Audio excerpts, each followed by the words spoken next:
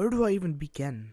How did we even get here? How are we in 2022 where we have a Sonic game that casuals, critics, fans that eat up everything Sonic, and fans that have been afraid of another miss from Sega can enjoy a brand new Sega game? Hey, what's up guys, I'm Share Synergy, and today we're going to do a different type of video. This is going to be my review of Sonic Frontiers. Now, if you're looking at my channel, I've been covering Sonic Frontiers since forever because I am a Sonic news channel, so of course I'm going to cover Sonic Frontiers. Well, I've always been hopeful about this game. There have been some things that have been dragging that hope down. And don't get me wrong, I'm not saying this game is perfect. There are still some little things that are bothering me, and I will talk about them in this video.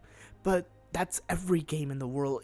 One of my favorite Sonic games, Adventure, Unleashed, Adventure 2. I love them so much, but there are still some issues I do have with those games that still come up every time I play those games. And it does annoy me, but it never takes my enjoyment because the majority of the game is really good. And that's exactly how I feel about Sonic Frontiers, which I will say is the best Sonic game we've had in forever. And I will say, this is something I never thought I would say about Sonic Frontiers since I started covering the Sonic Frontiers news, but I do think I find this game a little better than Generations. And I still do love Generations. It's one of my favorite Sonic games of all times, but this game is definitely up there. Well, before I start talking about Sonic Frontiers, I do want to issue a huge spoiler warning. This is a spoiler review. I'm going in depth about this game, about the things that really spoke out to me. If you have not played the game yet or care about spoilers, then please click off this video, but come back later. I don't want you to go away forever. Just come back right after. Well, one of the first things I want to talk about Frontiers is the story, which I know it's pretty obvious. Everyone expected the story to be good. Ian Flynn, the comic writer,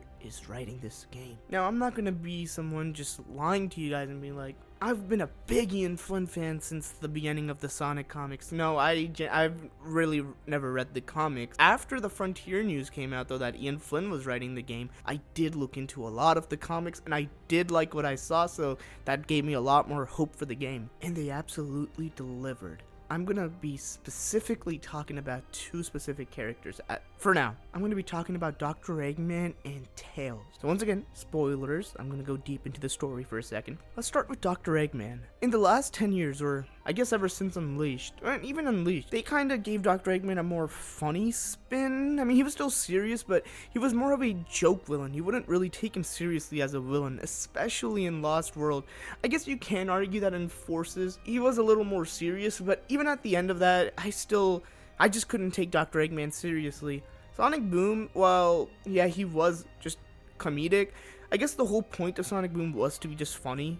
I'm talking about the TV show, by the way, not the game. And that worked over there, and I liked it. Eggman was like the funniest one there. I'm also not saying Dr. Eggman can't be funny. He's had some moments, even in the earlier adventure games. But I always felt like they honed in on that more, rather than the more serious side of Dr. Eggman. And they fixed that here.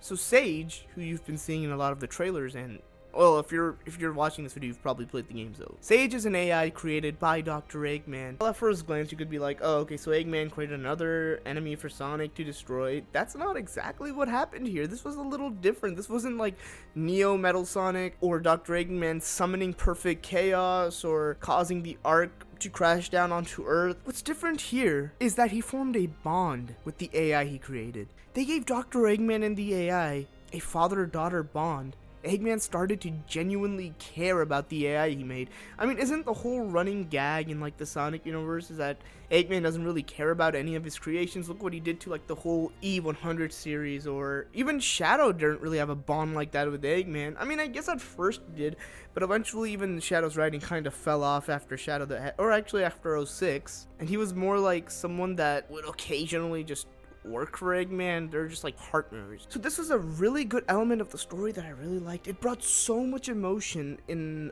Mike Pollock's performance, which I will also be talking about in a later part of this video. But I genuinely felt the emotions in the way their whole bond was. Sage would constantly save Eggman. Like I think there was a part in this game where Eggman is like literally telling her that at first he was like, I'm impressed by what you did, But then he changes that. He's like, no, I'm proud of you. They were going for the whole father-daughter bond. Mostly towards later the game, Sage sacrifices herself, which was another thing that not much Sonic villains do. I mean, it is pretty typical in a lot of form of medias, but I've never really done that in Sonic. Well, I mean, Shadow did that, and he was also an antagonist. I wouldn't call Sage or Shadow an actual villain. Both of them actually felt more like antagonists. Yeah, but outside of that, they never really do that, so it was really refreshing to see. I don't want the game to end. Giant robot battle. Sonic destroys the robot, saves the day. Everything's happy. No, but even after that, there was a little scene of Eggman. There was no dialogue.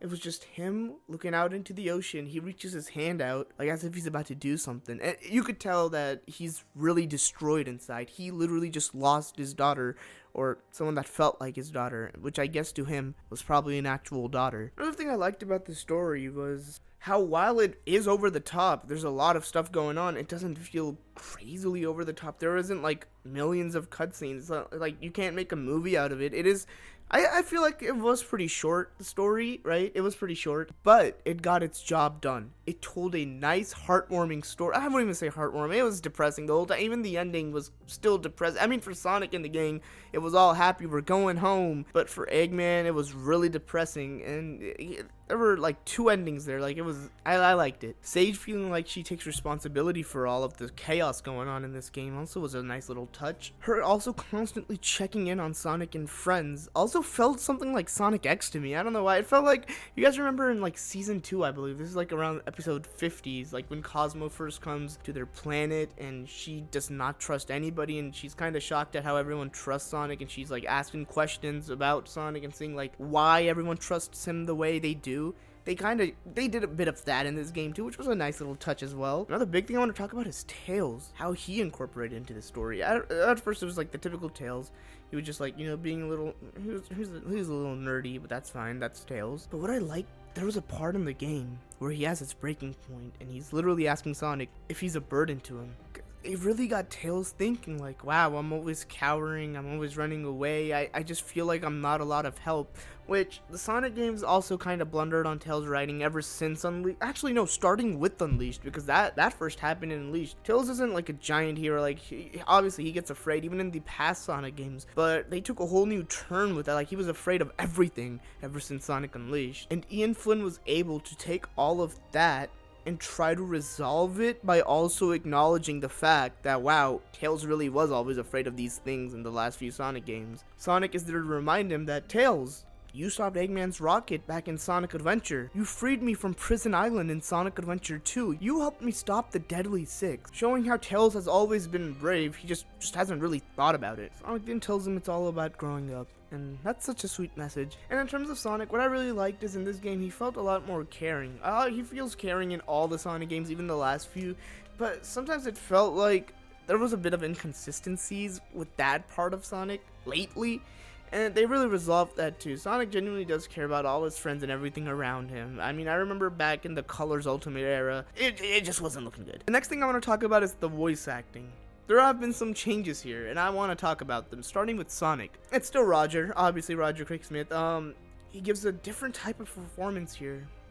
His voice is deeper, there's clearly a lot more direction, and personally, I dig it. And that's crazy for me to say, because I wasn't the biggest fan of Roger Craig Smith when it comes to Sonic. I like Roger Craig Smith in general. He does an amazing animated Captain America. He's really good in regular show. You guys ever watched regular show? He voices like 300 characters in that show. It's crazy. Like, the range, the styles this guy has is beautiful to me, but I wasn't always a fan of his Sonic. Don't get me wrong, I was actually pretty upset when they were going to replace him as Sonic. I guess I got kind of used to it. I was just like, I don't want another change, because we always get a new voice actor every 10 years. I was just like, you know, we'll just stick with Roger or bring like Jason back or something. Don't just kick the man out and get a new person. That was a good thing, because now I got to see the real potential Roger actually has, and the performance in this game by Roger is absolutely great. I actually felt something for Sonic that I haven't felt in so long. I don't think there was any, being honest, I haven't been able to to feel any sort of passion for Sonic since Sonic Colors, and that was mainly due to the voice, and like it kind of changed his personality a lot, and it was like, okay, this is not the same Sonic that I grew up with, but this game absolutely destroys that and says,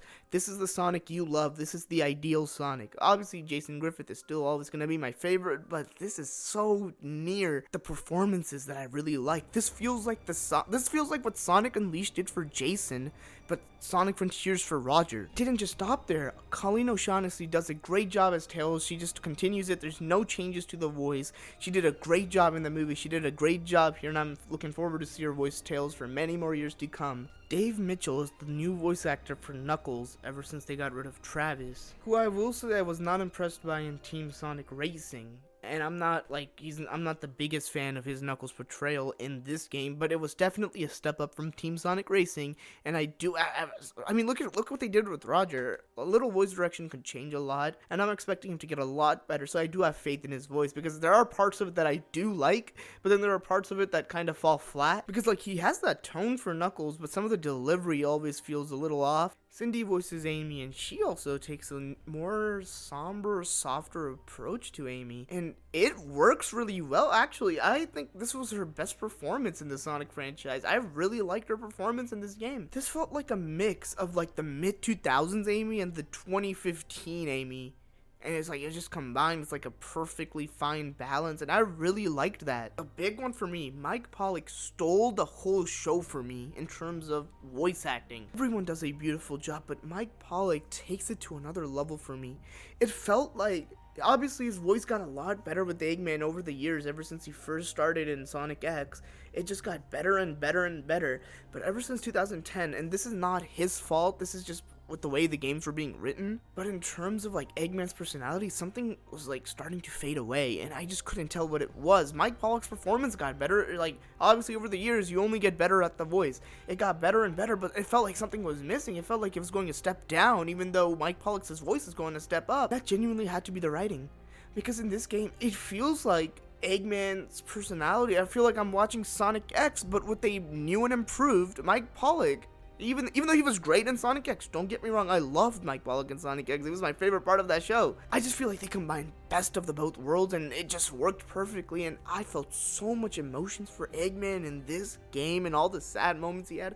I feel like there definitely have been sad moments in the last few Sonic games, but you rarely ever feel anything. I mean, Eggman had a whole like breakdown in Sonic Lost World, but that gets memed upon. And when you think about it, that's mainly because of the writing, not because of Mike Pollock. Mike Pollock does his thing, he does it flawlessly, he's great, he does it every time, and he never fails. But in this game, I felt so many emotions for Eggman, and that is genuinely something I was just so happy about. On from that, I want to talk about the controls. Open world controls beautifully. I don't care what anyone says. Even the base controls are really good. The fact that you can change the controls to exactly what you want in terms of button mapping, you can change acceleration speed, you can just change normal speed, turning speed, you can just make your ideal Sonic. It's perfect. That's every Sonic game should do this. And the little thing I had was that like how heavy the jumps felt, but that's fine because everything else is so perfect that I rarely ever think about the way the jumps feel. Cyberspace control though, and that's not it, Sega. That is genuinely one of the worst controls I've ever. You don't get to keep the open world controls for cyberspace, which first of all is stupid. You should be able to keep the open world controls, but you just can't. That's ridiculous. Whose idea was that? And I hope that in a future patch they fix that, because that destroyed cyberspace for me. I just can't find myself to play much of it. I mean, after a while it kind of got more fun, but even then it was like, I don't know, it was annoying. I know some mod out there is gonna fix that, but we shouldn't have to rely on mods for stuff like this. Come on. The bosses, I don't know, they were fun, a lot of button mashy, but it was like the good type of button mashy. But they were just, I don't know, every boss felt like it was the same. I mean, okay, the second boss definitely did not feel the same. The third one kinda did to me, I don't know why. Going Supersonic was a really fun touch, and another thing I did like was how hard mode had additional content. You should check that out. I did enjoy the bosses, they were pretty fun, especially the Supersonic ones. Yeah, I had a lot of fun with those. I don't have to go over this a lot, but I like the little gimmicks they had. You know, they had like the drop dash, they had all like the skill tree, the whole skill tree. That was really cool, and I'm sure a lot of people are gonna enjoy all the different skills you can get, and they're actually just really cool. I like them. Those and the customizations, the different shoes you can put on and all that. It's so sick. I can't, like, when I got the soap shoes, I was like, yo, this is so sick. I wish they could do more, like, change models and stuff, but I guess not now. You never know, though. A DLC could change that, yes. One of the last things I want to get into is just level design in general. And this might be mostly cyberspace, but did we really have to get a lot of reused stuff? When I first heard Green Hill, Chemical Plant, Sky Sanctuary were in this, I was like, okay, that is kind of annoying, but hopefully there's like 50 of them, right? Okay, first of all, there weren't 50 in the game. I'm just gonna let you guys know that. There's definitely a lot, but it's not 50. But I just thought it'd be like 3 out of however many levels there were gonna be. But no, those are the only 4 themes. Green Hill, Sky Sanctuary, Chemical Plant, and City theme. Only those 4 themes in every island you play. Just the level designs are borrowed from past Sonic games, and they kind of mix them and just give you your level. That was pretty lazy, I will say, but it does not get lazier than what they did for Worlds 4 and 5, which is my biggest complaint of this game. Let's get into it. So World 4 is just World 1, but smaller. They're identical, but just a little bit smaller. What? We all came into this game. You're offering 5 islands. It keeps saying 5 islands, 5 islands. It's not 5 islands. It's 3 islands, by the way. There's 3 different islands. The last 2 islands are identical to the first island.